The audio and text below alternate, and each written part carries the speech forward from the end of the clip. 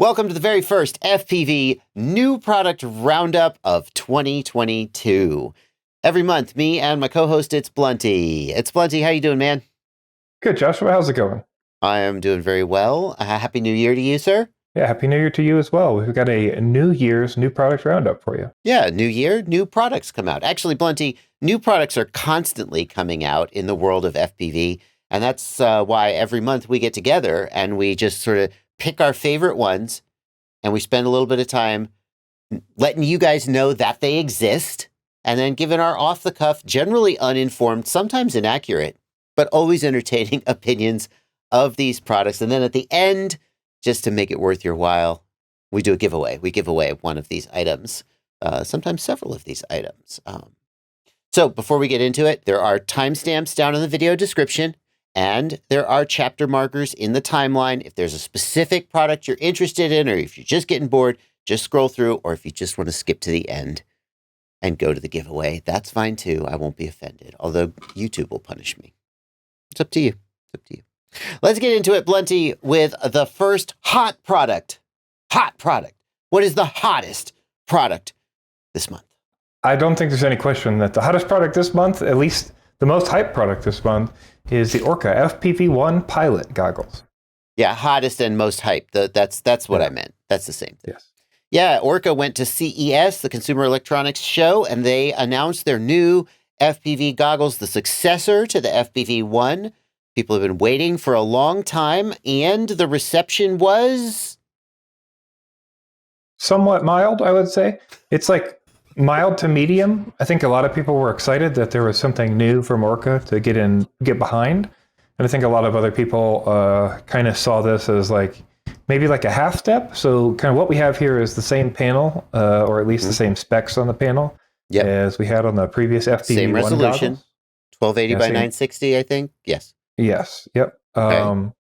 But unfortunately, because, they say because they wanted to clear up chromatic aberrations and fix issues with the viewing angles and stuff, they did reduce the FOV on the goggles. So these are going to be 37 FOV or 33 FOV, depending on the format that you're looking at the video at. 4.3 or 16.9. And Right. and a 37-degree field of view, people, some people are really annoyed about that. And I think if you just handed someone these goggles and said, try them, what do you think? I think most people wouldn't go, oh, the screen is so small. What field of view is this? 37 to me is in the range of, yeah, okay, I could fly it. I wouldn't mind. But I think when people see the number used to be 43 and now it's 37, no one likes it when numbers go down, It does. It just feels a little strange for people, I think, because they think about what other goggles have had this FOV. And the HDO, the original HDO, had a 37 FOV and 4x3, which is similar to this. However, obviously had a lower screen resolution. So you should get better quality out of it looking through these Orqa goggles. But it is just a little bit of a kind of, it feels like almost like a step back in some aspects to kind of satisfy what they needed to get out of the goggles, Yeah. And they say that the reason they did it was to get better optical characteristics out of the lenses. And maybe that's true. I haven't looked into them yet. They're $570, which this is another thing that I think people are asking in this day and age, Blunty, because I feel like 2020 and 2021 was kind of the years when digital FPV really came into its own. DJI became extremely solid, and then HDZero in 2021 really took off and established itself as a viable alternative. For Orqa to be saying we're coming out with this digital system and then their brand new goggle comes out, I think everyone was hoping you could feel a little disappointed. And a lot of people were hoping this would be a digital goggle. And it's not. It's basically just an FPV-1 for more or less the same price, which in this day and age that the price didn't go up by 30% is kind of a miracle. And a lot of people are like, well, okay. It's an analog goggle in 2022 for $570. Yeah. Yeah, they do a couple special features I haven't seen in other goggles. So one is that their focus adjustment is a -4 to a +4, so that negative is a little higher than normal. But the other thing is they also have a diopter option, so you can do either one, which a lot of goggles decide to do one or the other, which is kind of frustrating for people who are out of the range that adjustable can give like you. me. I'm Yes. minus 675, so those focus adjustments are. I'm negative 725 as well. Yeah, so I feel you. Yeah.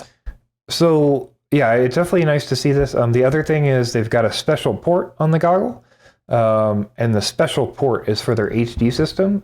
They haven't really, unfortunately, described too much about what that port really entails and why it's better than an HDMI port or what the special parts of it are. One of the other things they talked about is they're working with HDZero to try to get an HDZero module produced that will plug into that port. So possibly they can provide a little more features and then have it connect in the same way. Otherwise, it'll be HDMI like other solutions. Yeah, it's worth pointing out they do have an HDMI input as well. So like if you wanted to use HDMI with a HDZero system, you certainly could. And Blunty, they added another feature that I think you have complained that the V1 goggles lacked.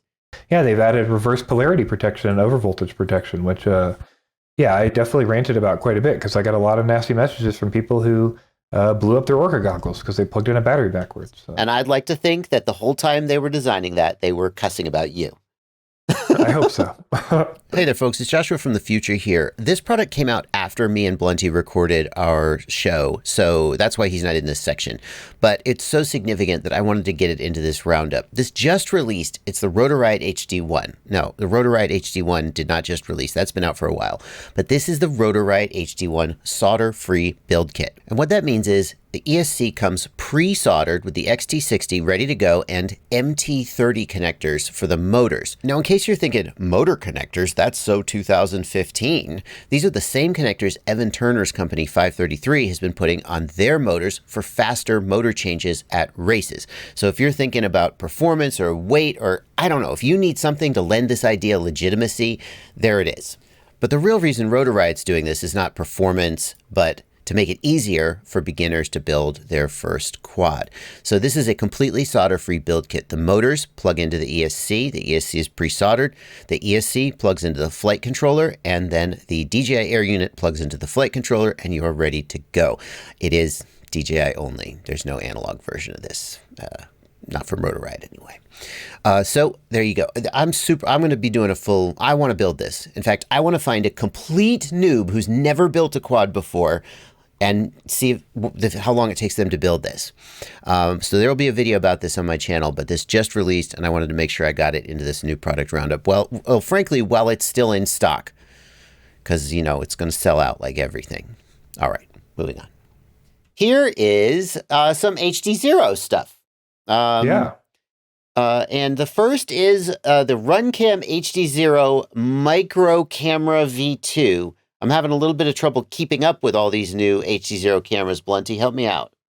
So this is the 4.3 camera that everybody's been waiting for. So HDZero Micro Camera V2 seems to be the same or better quality than previous cameras. A lot of people are saying it's better, but the big premium thing here is 4.3 native resolution. So very exciting for people. And honestly, just so it's clear, it's actually not 4.3 native, but the sensor is like really big. They like oversized the sensor because they couldn't source 4.3 sensors, and they just crop into the 16.9 sensor to get you like still a high quality 4.3, as if you weren't cropping like a smaller sensor. And then over here on the left, we've got a new antenna specifically designed to work with the HDZero system, the X-Air. And this is this replacing the front plate, basically?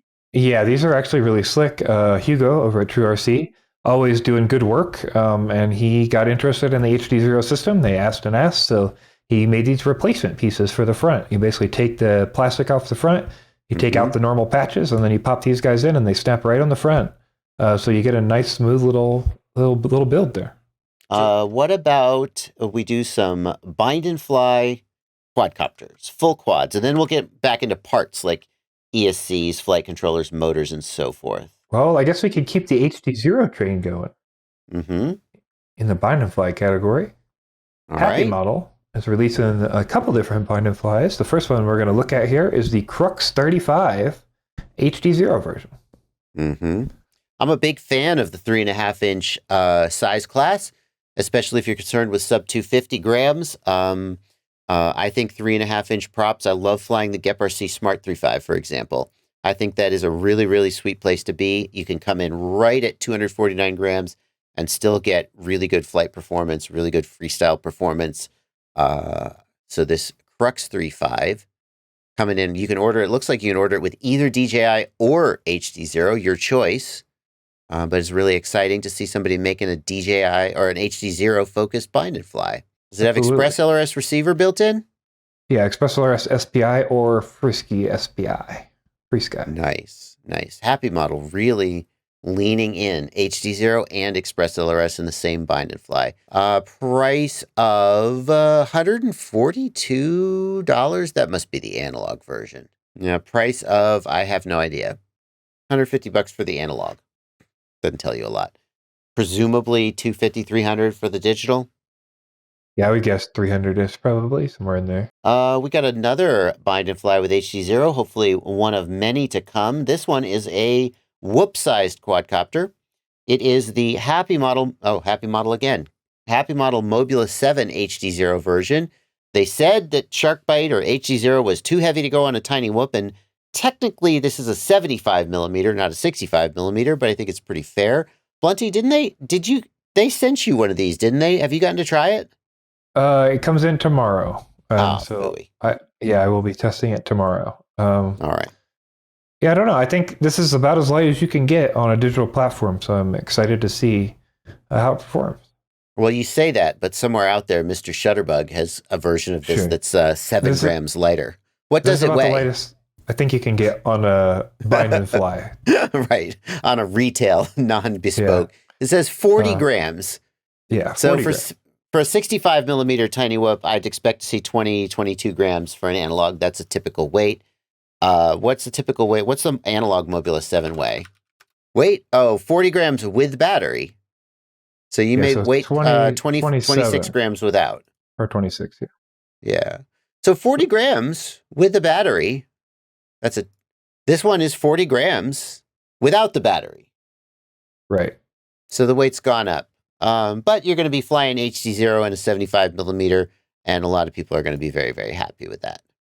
Yeah, there's a lot of people who I talked to, well, we've kind of mentioned it before, I think, on previous episodes when we looked at the digital whoops, like the 85s and 95s from DJI. A lot of people really want something digital to fly in their house. Like whether it's snow or rain or whatever is keeping them inside, or maybe they don't have somewhere easy to fly. It's a very popular segment. And people are ripping 95 DJIs around their house that are super heavy. So right. Yeah, I'm excited. I think this is a good little segment for people who want that digital indoor experience. Last thing we've got here, from the teeny tiniest of quads to a gigantic quad. This is the iFlight Protek60 Cinelifter. Always interesting. Cinelifters have always been this realm of like custom builders. But here comes iFlight, who makes just mass-produced bind and flies, and they're like, yeah, we're going to make a Cinelifter. It scares me to buy a bind and fly that's $1,400 from a company overseas and put a BMPCC, like a Blackmagic camera or a Red camera on it. And that's because, like, when we fly a quad that we have, like, if the motor screws are too long, or if somebody didn't test it good enough, or if, like, the flight controller is messed up and nobody tested it before they got it or whatever, I feel like in those cases, it's a lot less important on like a 5-inch or 7-inch quad. When you're talking about $1,400 and then putting a camera on top of it, I just feel like this is where either building it yourself or bespoke builds are the important thing to do. Like having somebody like Catalyst Machine Works put you together like a custom build. Yeah, I mean, at the end of the day, iFlight is a mass producer of quads. And so unless they have their separate little in-house team who is their specific Cinelifter team, and they hand build these like a bespoke, if they're treating this like they build any other quad, the consequences of a normal mistake getting through the stakes are a lot higher. The other thing to keep in mind is that anytime you've got professionals buying a product, professionals expect a certain level of support. And I can tell you, Neil Whiteley and Andy Shen get text messages and phone calls from people who are like, oh shit, Michael Bay is waiting for me to get the shot and my quad isn't working. Help me, save me. And I know that because every so often one of them emails me and says, hey, can you help me with this problem? Every so often. And that doesn't feel like a level of support you're going to get from iFlight, although iFlight has a very good level of support for a consumer company in the drone space. You're going to get a consumer level of support, not a commercial level of support, I would say, right? I assume.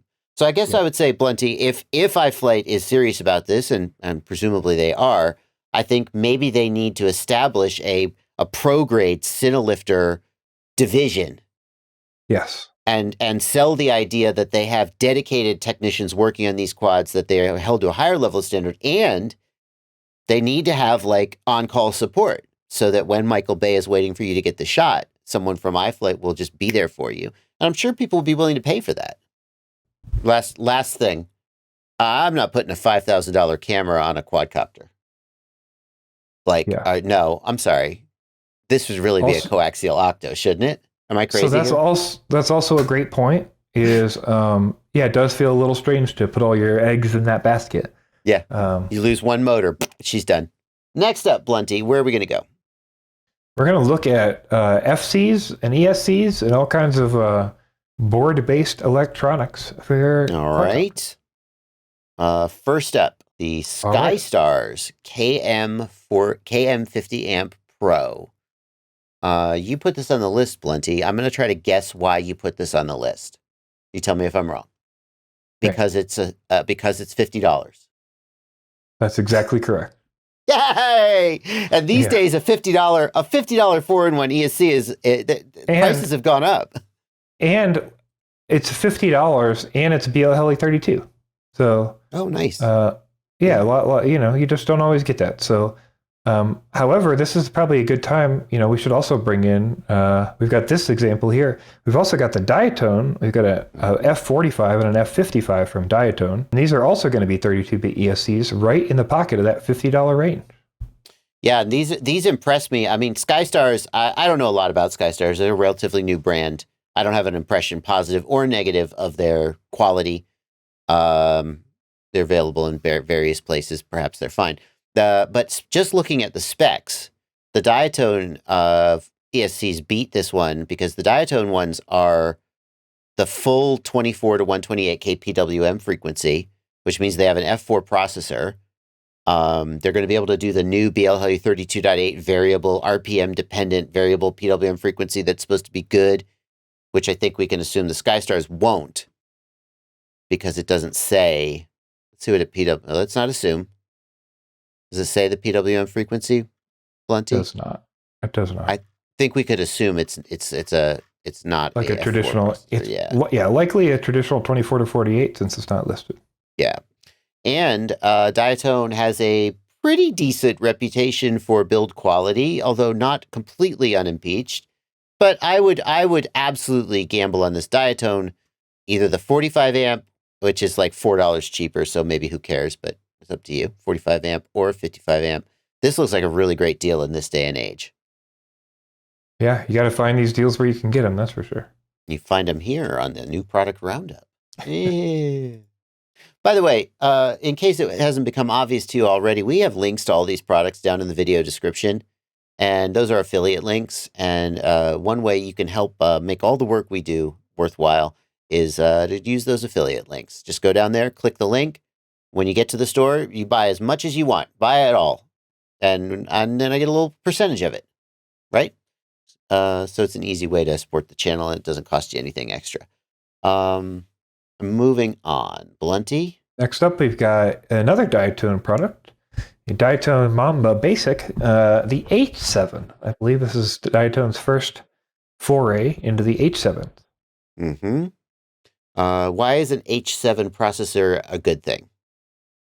So there's quite a few different reasons. It can be because of the OSDs. It can be because of UART support. It can be because of general speed.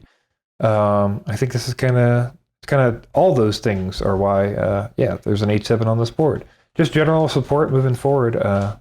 We'll be focused on the H7s and stuff. So yeah, so it's the next generation of processor. You do have the choice of gyro chip. You can either get the BMI 270, which is the gyro. It's the Bosch gyro that I think we've seen before on the Brain FPV flight controllers, or a dual MPU 6000. Is the price change? The price is the same. Wow. Yeah, for me that's a no-brainer. Yeah, the MPU 6000 all the way. Yep. I mean, if you said dual of the ICM gyros, maybe, because they can be a little bit more finicky. But the MPU 6000 is pretty much the gold standard for flight controller gyros. So the only reason I think people are using the BMI gyros is because they can't get stock of the MPU 6000. I don't know how Diatone has so many MPU 6000 sitting around that they can afford to put 2 of them on a single flight controller. That's very true. surprising. Maybe they've got a ton of them just sitting around. Yeah. You're going to need them. So they do also have TVS protection built on this board, which I thought was kind of cool. And then 8 UARTs, 8 D-shot outputs, the whole gamut, 128 mega black box memory, which is nice. Mm-hmm. The one thing that annoys, I love so many things about Diatone's flight controllers, but this annoys the shit out of me. Can you guess what it is, Blunty? How well do you know me? Let's play the dating game. My guess is going to be USB-C, but I don't. No, I don't. Okay. That's a good guess. I like USB-C. I'm fine with it. Imagine you're soldering this board up. Where are you going to solder the wires? There's no silk screen on it. It's not marked. You have to pull out a wiring diagram. Oh, very true. It'd drive me crazy. Drive me crazy. Where are you going to put a silk screen on it, Diatone? Come on. They document it. It comes with a wiring diagram. I just want to look at the flight controller. Next up, we've got Speedybee F7, the Speedybee F7 Mini in particular. It's a 20 by 20 flight controller. Mm-hmm. Is this the Speedybee flight controller and ESC that's like burning and lighting on fire and we said don't buy it under any circumstances? That is the normal version, the F7 Okay, so it's standard. not this one. Yeah, this is the F7 Mini. And presumably, these do not have the same issue, but yeah. Yeah, that was a leading question. I asked RunCam about this, and RunCam says this is a completely different MCU on the ESC, and it is not, as far as we know, affected by that issue. Fair enough. It is a new 20 millimeter stack with a 35 amp, 8-bit ESC, so it's BLHeli S.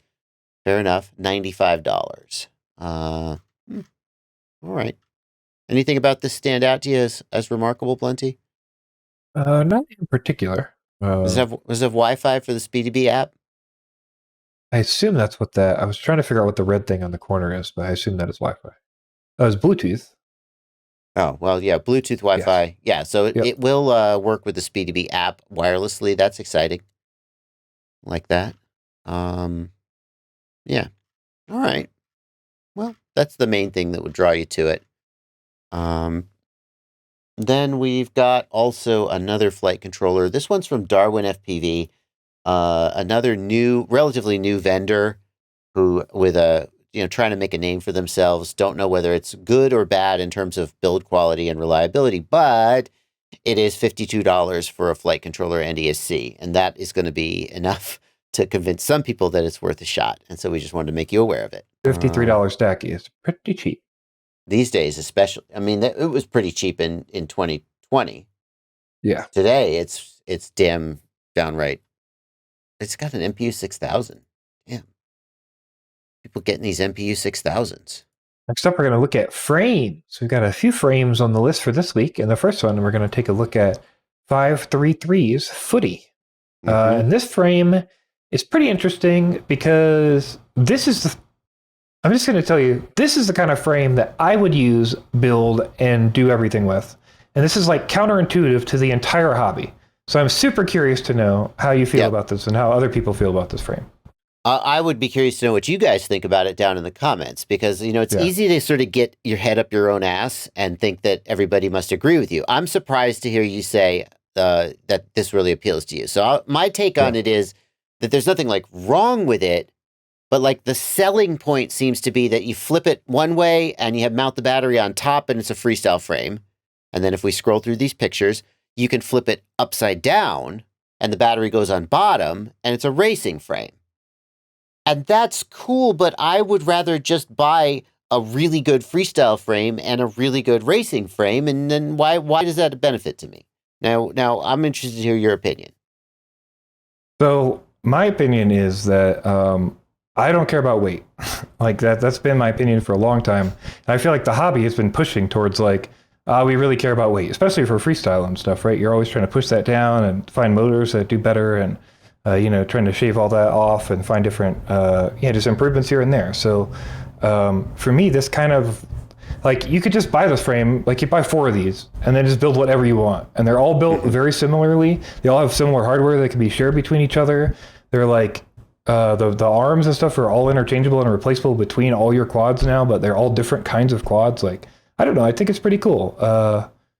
For me, this kind of, it doesn't have any of the negatives that I would care about because of the things like weight and shape and stuff like that. And the positives for me are like, hey, you do whatever you want here. And it seems pretty durable too, which is another big benefit, So they're showing the weight as 123 grams, which is, I think a really lightweight freestyle, 5-inch freestyle frame comes in between, let's say, 105 and 115 grams.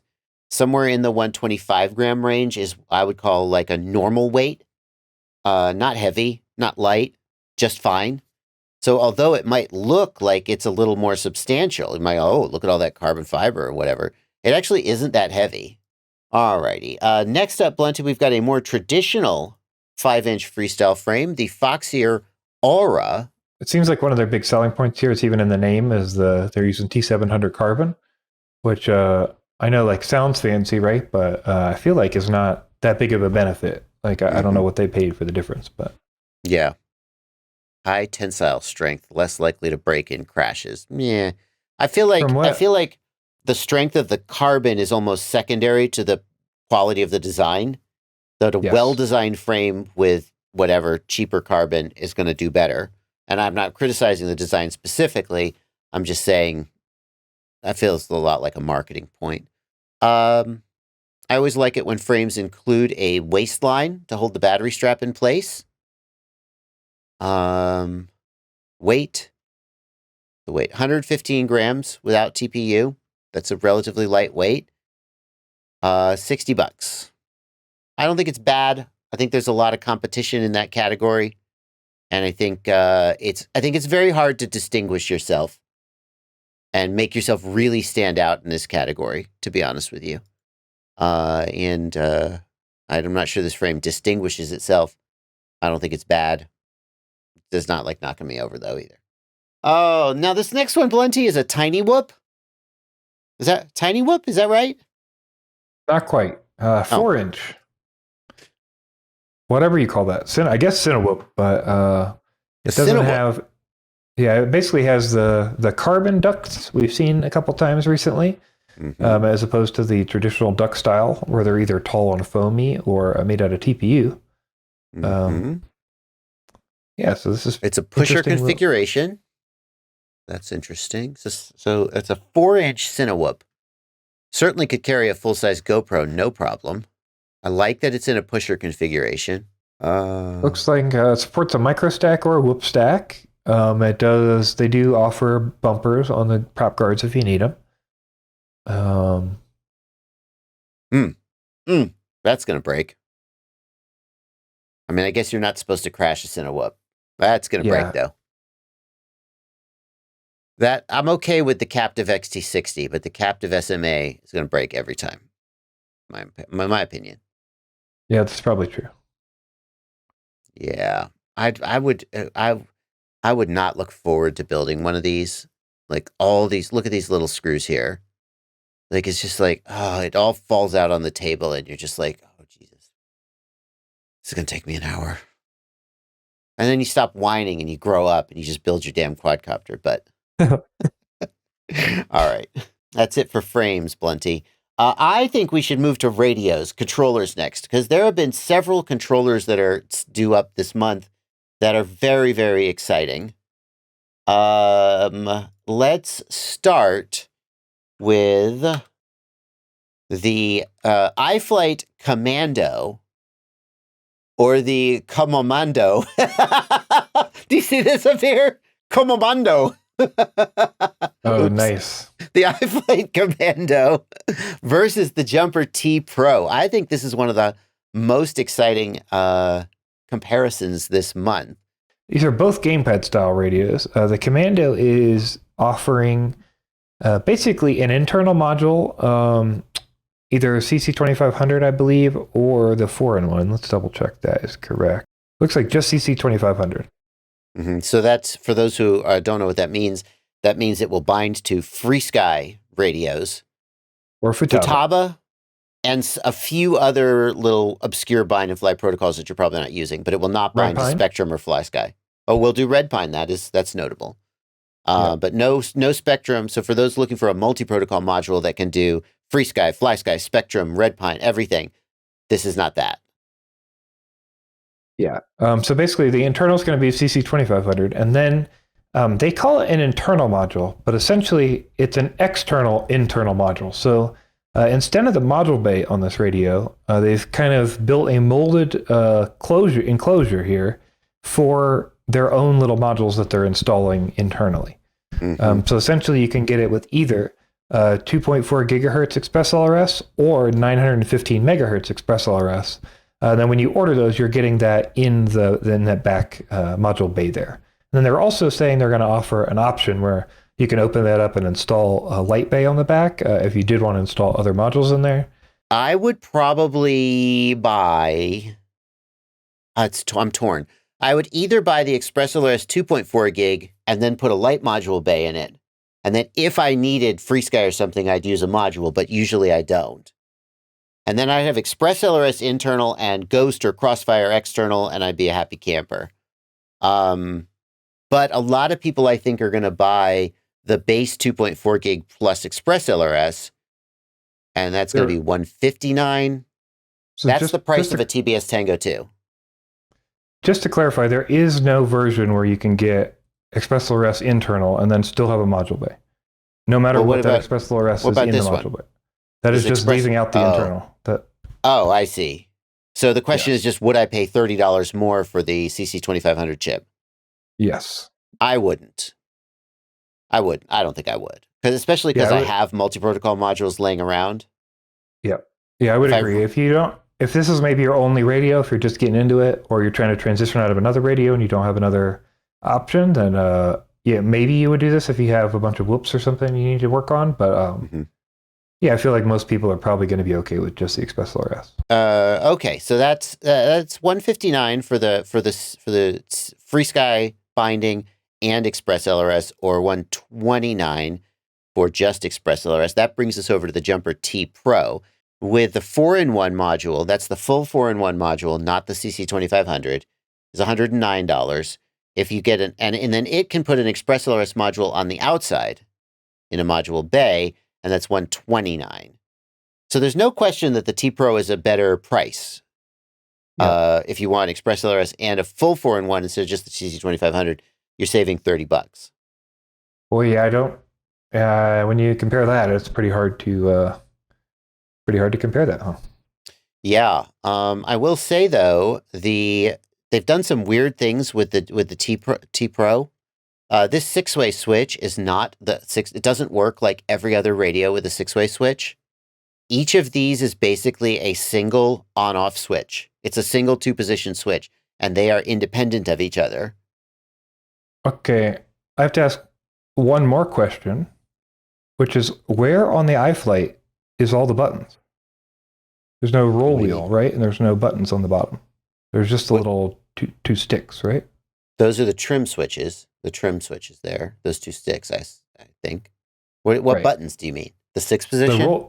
Like the scroll wheel with the enter button and the little buttons on the left. Oh, how do you navigate the menus? Oh. Yes. Good question. Maybe these are not trim switches. I mean, I don't know. It has to be those 2 buttons, right? Well, that's a little annoying, because that's going to require you to sort of relearn the interface. And then where are your trim switches? Yeah, I'm just trying to think, like, how do you get to system and how do you get to model? And like, that's going to be, I guess, a directional on the the left, probably. Yeah. Can't wait. So that seems like frustrating. Yeah. We also, so we'll withhold judgment on that until we actually see the radio, but that is a good question. We also have to mention the RadioMaster Zorro, which is in the same price category and also has Express LRS built in. We did cover that last month in last month's roundup, and I will be reviewing that as well as soon as they get me one, but there's been some delays in manufacturing, so certainly got to at least mention it.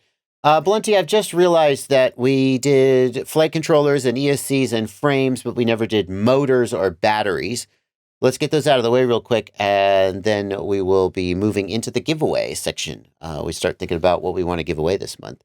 As far as motors go, we only have one new motor that we want to highlight this month, and that is the NBD Smoov V2. NBD Smoov Motors are notable because they have a ring magnet, a single solid magnet all the way around, as opposed to individual magnets. That's supposed to make the motor smoother. At this price, I think they go up against everything else, and I don't know. I'm not sure if they're better or worse than any other companies at this point. I definitely really like the flows. I'm a big fan of the flow motors. So I assume the flow motors are the ones that are cheaper, but they are at a price of $25. They are in premium motor category and definitely have a lot of competition. Yeah, I'm also not sure, like, the reasoning they give for ring magnets here is structural rigidity, and then also ring motors also are easier to clean than traditional motors, which I guess you don't get gunk up in between the magnets. I guess, but is that really that big of an issue? Like, I don't know. It sounds like they're saying they've got the magnets up to an N48 level of strength. That's what I was talking about with them being less powerful, because N52 is common. So these are less powerful magnets. There have long been people who argue that freestyle motors should be using N48 because they'll be smoother, and that freestyle pilots don't need like that massive top end power. It might be worth thinking about getting these motors just to try an N48 motor, which almost nobody's making anymore. So 7075 Bell, that's good. As far as durability goes, I've always found that the NBD motors break by getting a ding in this sharp top edge here. That the additional strength that the magnet is going to add to the bell, that's not where they break for me anyway. Alrighty, NBD Smoov V2. Cool. And we got a couple of batteries, Blunty.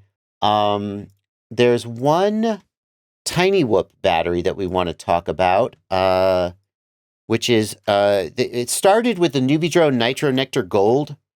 And you call them, what do you call that style of battery, Blunty? You have a name for them, I can't remember. I call them a square cell, but they're just like a folded versus instead of a wrapped.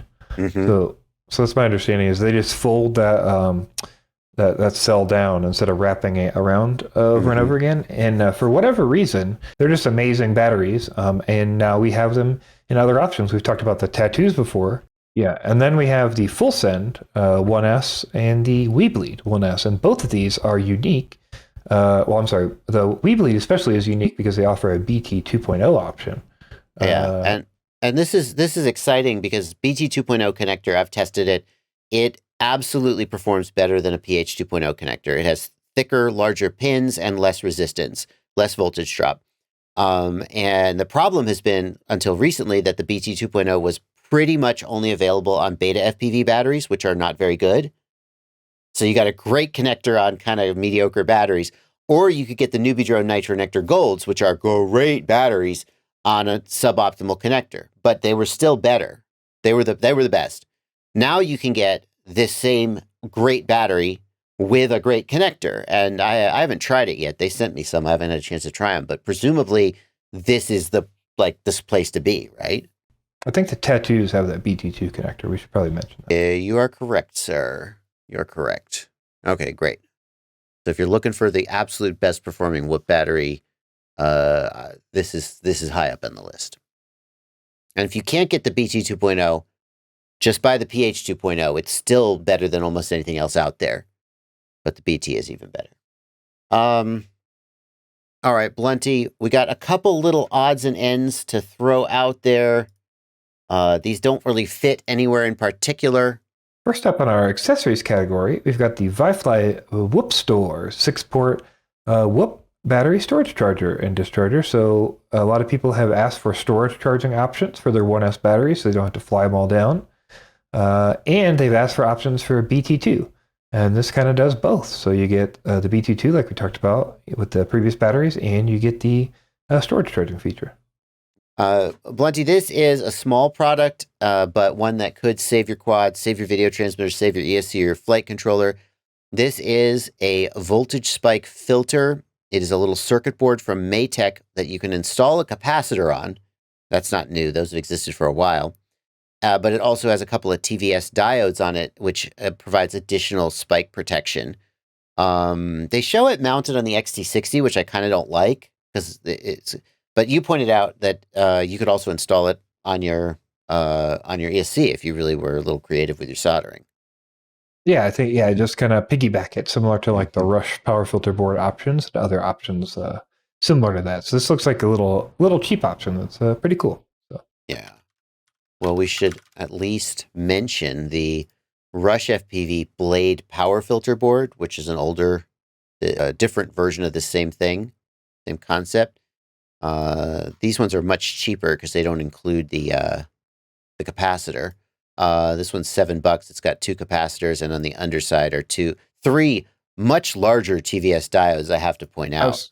I was going to say, the other thing I've noticed is both the Rush and the FETTech boards use these large use these large diodes, and they look very similar. Whereas, the Mateks look very small, and there's only 2. So yeah, I agree. But it's another option. For example, on a quadcopter where you couldn't easily mount it on the frame and you had to mount it on the XT60, it's an option. The worst, one thing my understanding was TVS diodes is they work by taking they clamp at a certain voltage and then the excess goes out as heat. It does seem a little concerning for them to be under the capacitor, but I don't know if that would actually matter. Oh, literally with no airflow.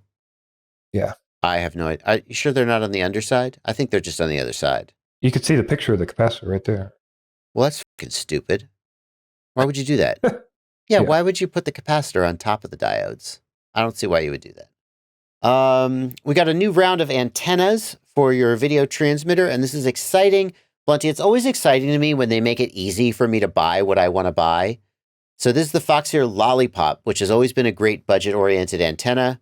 The Lollipop V4 has improved. It's an all-metal PCB design, going to be more consistent and easier to QC. But what I really like about it is that it comes in UFL, MMCX, SMA, long, short. It's just the whole kit and caboodle. Whatever you need, you can get it. The pricing is on par with a Luminaire Axie V1. And then the Lollipop Plus is like $15 a pop, which is that's premium money right there. So they look very similar to Axies, don't they?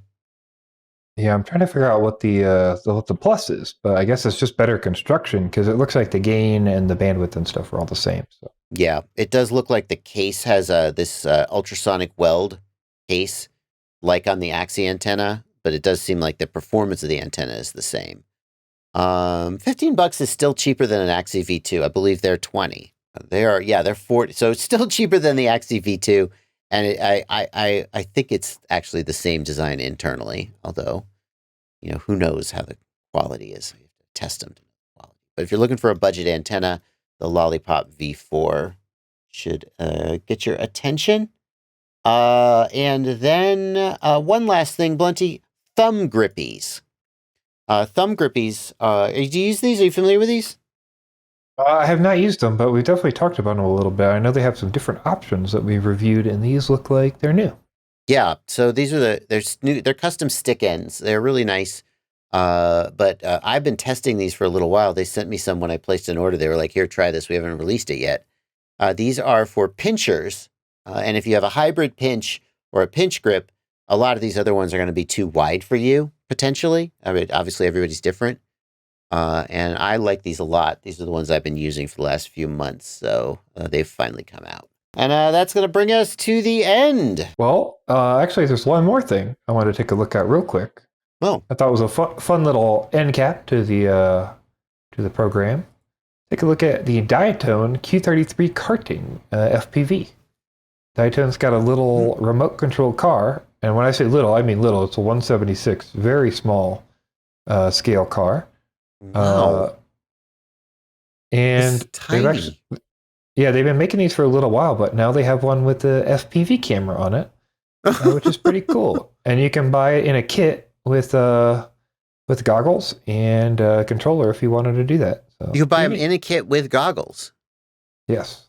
Oh, this reminds me of that Emax car. The Yeah, idea was to Emax. kind of get your grandma into FPV, in an accessible way. That's pretty cool. Interesting. Yeah, that is really cool. And you can use them without the camera on top if you just want to drive it around line of sight. That's adorable. What's the price? $136 with the goggles. Kit is $90. $90 with the kit. That could be fun. Well, cool, Diatone. Keep trying to do something new and different. Yep. So we got to decide what we're going to give away this month. And I mean, obviously, like the hottest product this month is the Orqa FPV goggles. So we'll give away one of those. It's a $570 retail price. I could do one of those this month, right? Should make everybody happy. So I get where you're going with that, but I'm thinking, like, what if they don't want the Orqa goggles? Like, what if they're like, I don't know, there's smaller FOV. Maybe they've already got, some Orqa goggles or something. Or maybe they're looking at some other kind of goggles. What else can we do? I mean, if we could buy them the Orqa goggles, we could certainly buy them the Skyo 4X. And you know what? Here's what let's do. You could get the Orqa goggles, or you could get the Skyo 4X and $50 or whatever the price difference is between them. And we'll see what's what. I got another one for you. What if I don't want the Skyo 4X goggles? What if I don't want the Orqa goggles, or I want the Skyo 4X? You want the Skyo 4L and $150 or whatever the price difference is? Okay. But what if I don't want that either? You just want the cash, don't you, Plenty?